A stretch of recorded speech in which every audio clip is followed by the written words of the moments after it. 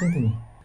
하위권은 그래서 가급적이면 유형별 교재까지는 안 하고 개념 교재 위주로만 튼튼하게 해서 얘네들은 이제 응용이나 심화까지는 지금 할 단계는 아니고 개념을 튼튼하게 해서 수포자가 안 되게끔 가다 보면 저는 마지막 희망을 어디서 보냐면 고등학교 2학년 수학에서 봐요. 마지막 희망. 역전의 마지막 희망이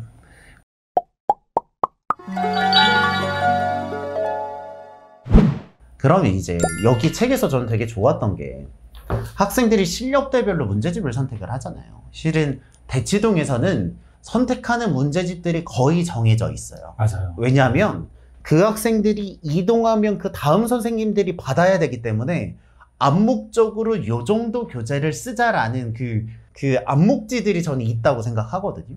그렇기 때문에 실은 아주 다양한 문제집들을 풀지는 않아요.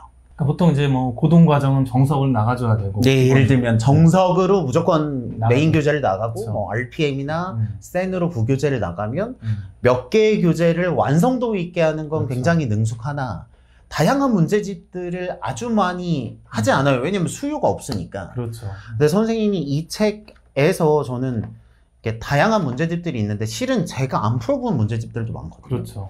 그런 부분에서 이게 교재 선택을 어떻게 하는 게 좋을까요?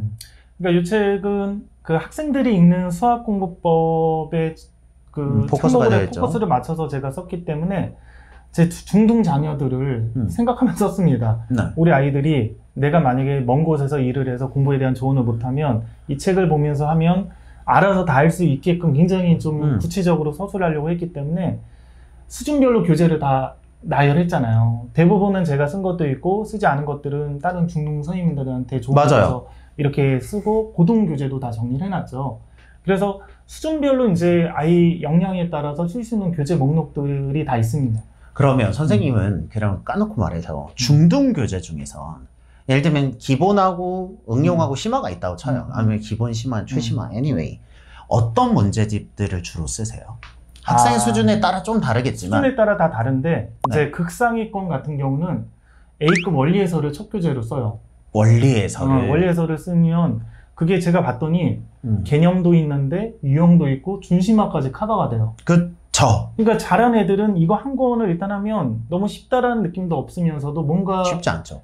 유형별 교재도 안 해도 되고 이게 끝나버리고 그 다음 바로 심화 교재 한 2권 정도 하면 딱 한 과정이 딱 끝나요. 기본을 원리해설로 하고 그렇죠. 그러면 그 다음에 그냥 A급을 풀어요. A급이나 뭐 최소한 블랙마드 한 2권 정도 골라서 이렇게 풀리면 제일 잘하는 그룹들은 그건 진짜 제일 잘하는 그룹이고 그 밑에 이제 그룹들 같은 경우는 보통 개념 플러스 유형 파워편을 씁니다. 왜냐면 그거는 개념하고 유형이 한 방에 끝나요. 그쵸. 맞아요. 유형 교재를 안 풀어도 돼요. 그거 한 다음에 바로 심화로 가면 돼요. 블랙라벨이나 A급. 그 다음에 블랙라벨을 풀어요? 네, 저는 바로 갑니다. 블랙라벨 바로 갑니다. 그쵸. 이제 그거 하고 좀 힘들다 싶으면 중간에 일품이나 한번 그쵸, 맞아요. 그룹이 있고 바로 가는 그룹이 있고 바로 가는 그룹이 네, 있고 그렇게 있고 그 밑에 그룹 같은 경우는 유형별 교재를 해야 되거든요. 중상위권. 네. 그래서 저는 개념 원리 되게 좋아해요. 개념 원리. 그러니까 중학교 개념서 중에는 개념 원리보다 더 좋은 책이 있을 수는 있는데 충분하다. 아직까지는 제가 개념 원리가 혼자 공부할 때 제가 이제 홍공 위주로 많이 선택을 해서 그럴지 모르겠지만 애들한테 혼자 복습할 때 얘가 혹시라도 이걸 몰라가지고 복습할 때 개념서에서 증명이나 이런 게 꼼꼼히 다 설명이 돼 있어야 되니까 그런 거의 측면에서는 개념 원리를 선호합니다. 그럼 개념 원리로 개념서를 푸는 거고. 그리고 이제 뭐 센수학 정도 하고. 그렇게 두 개를 합쳐서 그렇죠. 기본을 하고. 그 다음에 뭐 일품이나 이제 뭐 심화 이렇게 가는 건데, 개념 원리는 근데 중하위권은 어려워요. 문제 뒷부분 난도가 좀 높아서. 그쵸. 서술연구 쪽에서 오답이 많이 진도가 안 빠집니다. 네. 그래서 중하위권들은 좀 안 시키고. 그리고 아예 홍콩용으로는 이제 순마쿰도 괜찮아요. 순마쿰. 순마쿰은 왜요? 그는 이제 책 읽기 좋아하는 애들은 글로 써져 있으니까 읽다 보면 일단 시간이 잘 간다고. 시간이 잘 가고 네. 재밌대. 이게 이야기니까 네. 재밌고 그렇게 하다 보니까 괜찮다고. 이렇게 해서 순마쿰을 이제 선호하는 애들이 있어요. 중상위권 애들 중에. 근데 순마쿰은 이렇게 시켜보면 조금 저는 뭔가 비어 있어요. 그렇죠. 뭔가 개념이나 스토리 베이스니까. 뭔가 개념이나 뭔가 비어 있어서 애들이 이제 뭐 다른 문제집 풀리다 보면 뭔가 구멍이 있어요. 이거 선생님 저 잘 모르겠는데 아 이거 기본서 이거 안 나왔어? 아 순막금이 없는 것 같은데 막 그런 게 좀 있어가지고 순막금은 이제 꼭 하면 유형서 한 거는 같이 곁들여줘야지. 아 이게 약간 준비 운동 겸해서 이렇게 그 새로운 그렇죠. 과정을 좀 편하게 배우는 브릿지 같은 역할을 하고 걔가 좀 익숙해지면 유형서 한 권으로 채워서 나머지 부분을 채우고 그 위에 일품이든 이렇게 해가지고 에이크 블락 이렇게 가는 거군요. 차라리 그 순막금 말고 예를 들면 교과서 개념원리 그런 식도 포맷도 괜찮아요.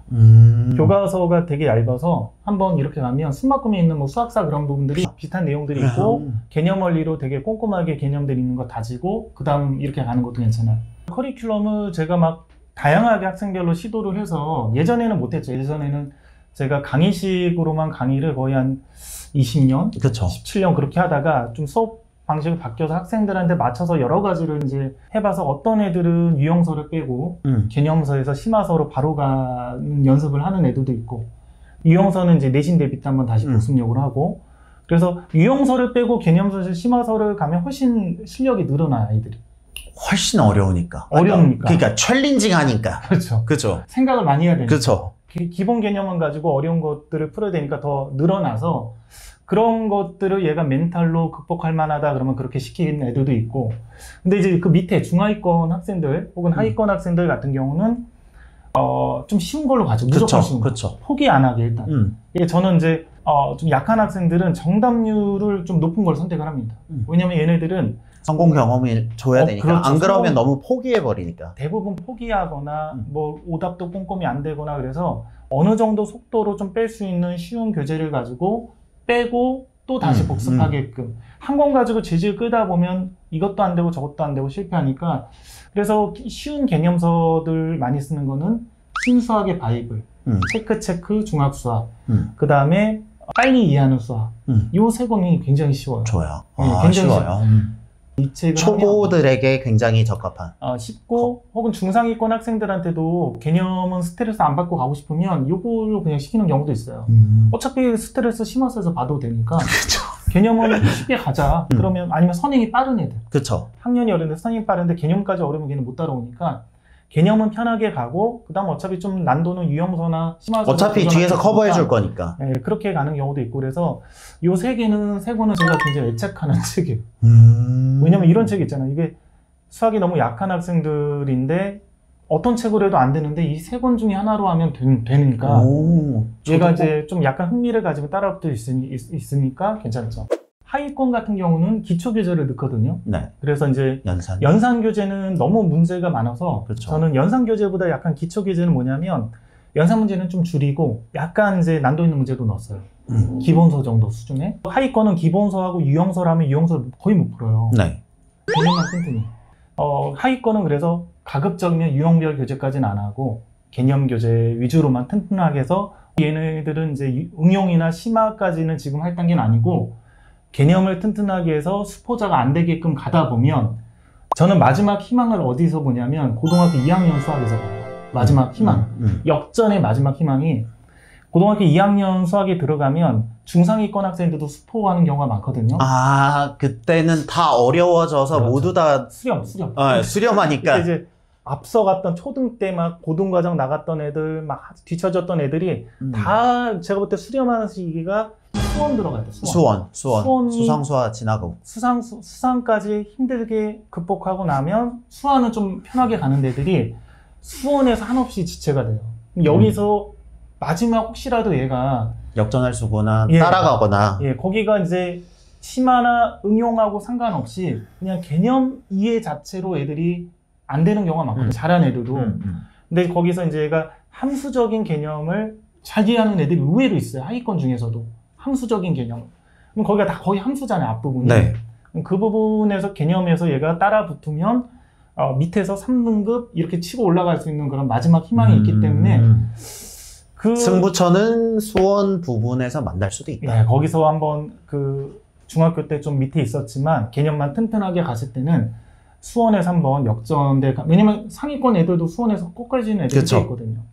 해볼만 하다 그러면 마지막. 선생님의 애처로운 노력이 느껴지는 부분이네요. 그죠? 그러니까 뭐 이것저것 다 학생들을 만나서 다양한 학생들을 가르치다 보면 이제 대책을 세워야 되니까. 그렇죠. 대책을. 그럼 이제 홍공 주로 하셨다고 하니까 이제 수학 학원을 고를 수 있잖아요. 왜냐면 공부하다가 어느 수준 되면 이제 집에서 가르치기가 어렵고 학생이 어렵다고 하는 경우가 있으니까 이제 학원을 보낼 때가 있는데, 이제 선생님은 다양하게 경험해 보셨으니까 수학 학원 고를 때 개인적으로 자녀가 이제 3분이나 있으니까 어떤 기준으로 수학 학원이 좋다를 판단하세요? 이제 이거는 가치관하고도 차이가 그쵸, 있고 맞아요. 자기 어떤 철학하고 차이가 있는데, 저는 이제 제가 자녀들을 영어 학원을 보내요. 네. 우리 중2 때부터 보냈죠. 그쵸, 우리 그쵸, 큰딸을 그럴 수 학원 있죠. 안 보내다가 계속 냅두니까 안 하더라고요. 그래서 보내고 나서 학원을 보내니까 이런 학원을 보냈어야 된다라는 생각이 들더라고요. 그래서 어떤 학원이냐면, 첫 번째는 아이가 학원을 그만둬도 불안해하지 않을 학원. 그러니까 그게 무슨 말이냐면, 제가 큰딸한테 항상 얘기하거든요. 이제 너 어느 정도 됐으면 이제 혼자 해라. 그래야 시간도 아끼고 더 많은 양을 공부하니까 공부하는 방법 알았으면 이제 해야지. 그러면 불안해요, 극도로. 학원 그만두는 거. 그러니까 자기가 망한다는 거죠, 학원을 그만두면. 지금 학원 때문에 영어 점수가 잘 나오는데 망한다. 그러면 이제 그 학원에 사는 방식대로 공부하면 되지 않냐면 그걸 두려워합니다. 그래서 일단은 혼자 공부할 수 있는 능력을 학원에서 좀 어느 정도 만들어 길러준, 그러니까 학원에 너무 의존하지 않고 전체적으로 얘가 실력이 올라가서 자기주도적으로 할 수 있는 세팅을 도와주는 곳이 좋다는 거죠. 그래서 그런 것들을 좀 얘가 혼자 공부할 수 있는 기본적인 거, 두려워하지 않고 혼자서 공부할 수 있는 어떤 방법이라든지 그런 것들을 좀 키워줄 수 있는 학원, 첫 번째. 그다음 굉장히 명확하네요. 두 번째는 시야가 넓은 학원, 가급적이면. 그래서 예를 들면 이제 초등학교면 이제 중학교, 고등학교 수준까지 좀 가르치는 선생님들이 가르치는 학원. 중학교면 좀 고등과정을 경험했던 선생님들이 가르치는 학원. 그래서 얘가 앞으로 이제 어떤 과정이 있고 뒤에 무슨 과정이 있으니까 이게 어떻게 이어질지를. 그렇죠. 그런 것도 또 고등부를 만약에 수업 지도하시는 선생님들이 중등부를 가르친다면 얘가 고등수학에서는 어떤 부분들이 부족해서 힘들고 고3까지 가고 경쟁력이 있으면 어떻게 해야 되니까 중학교 때는 이러이런 방식으로 당장에 뭐 앞에 보이는 목표보다는 장기적인 목표에서 이런 걸 끌고 가야 된다라고 생각할 거 아니에요. 그래서 그런 어떤 시야를 가진 선생님이면 정확히 구체적으로 그 넓은 시야는 뒤에 고등학생이나 혹은 중학생을 가르치는 사람이 초등학교나 중학교를 가르쳐서 내려오면 그렇죠. 알고 있는 그 뒤에 로드맵을 더 알기 때문에 훨씬 더 지도가 편하다. 그렇죠. 근데 중학교 전문학원을 제 딸이 다니는 걸 보니까 내신에만 정말 많은 시간이 있어요. 그런 부분이 있군요. 그게 너무 내신에만 매몰되어 있는 경우가. 내신이 영어는 이제 절대평가라 그런지 중학교 제가 경향을 봤더니 영어는 상대적으로 좀 쉽게 내고 수학은 요새 또 어려워지는 경향이 있잖아요. 그러니까 수학도 이제 사고력 위주로 좀 내더라고요. 보니까 뭐 센수학 같은 거 좀 어렵게 낸 학교들은 센수학 같은 거 풀려도 점수 안 나오게 어려운 학교들은.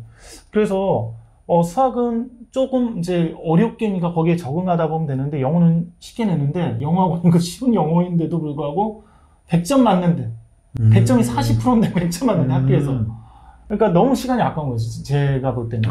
무슨 말씀인지 알겠어요. 이게 수학도 그렇고 영어도 그렇고 내신 중요한 건 알지만 내신에 모든 애들을 다 써버리면 그 친구가 고등학생이 되거나 학년이 올라갔을 때 대비할 게 없는데, 좀 이게 밸런스를 맞춰주는 곳이어야 일부는 내신을 현재를 살지만 일부는 미래를 살 수 있게끔 좀 가이던스를 주는 것들이 좋다는 거죠. 대치동 이야기를 조금 하자면, 이게 실은 대치동에 있는 주요 학원이랑 조금 상황이 다를 수 있는 게, 대치동에서는 중학교 내신 문제 자체가 너무 어려워요. 맞아요. 실은 1품 정도를 풀리면 원래라면 내신을 하면 큰 걱정이 없어야 될 것 같은데, 실은 최상위 블랙라벨 A급 정도를 풀어봐야 중학교 내신이 괜찮게 나올 거라는 확신이 생기니까 준비 자체를 그렇게 하려면 그런 문제집들은 뒤에를 배워야 되잖아요.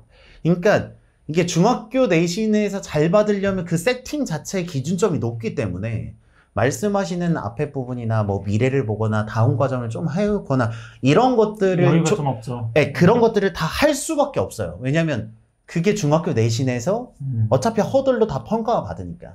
그렇기 때문에 실은 대치동에 있는 주요 학교를 다루는 학원들은 염두를 할 수밖에 없어요. 여기가 잘나서가 아니라, 왜냐하면 그렇게 안 하면 현실이 그냥 와장창 나니까. 그러니까 근데 저도 다른 지역은 좀 다를 수도 있어요. 대치동 같이 어렵게 내는 학교들이 있잖아요, 각 지역마다.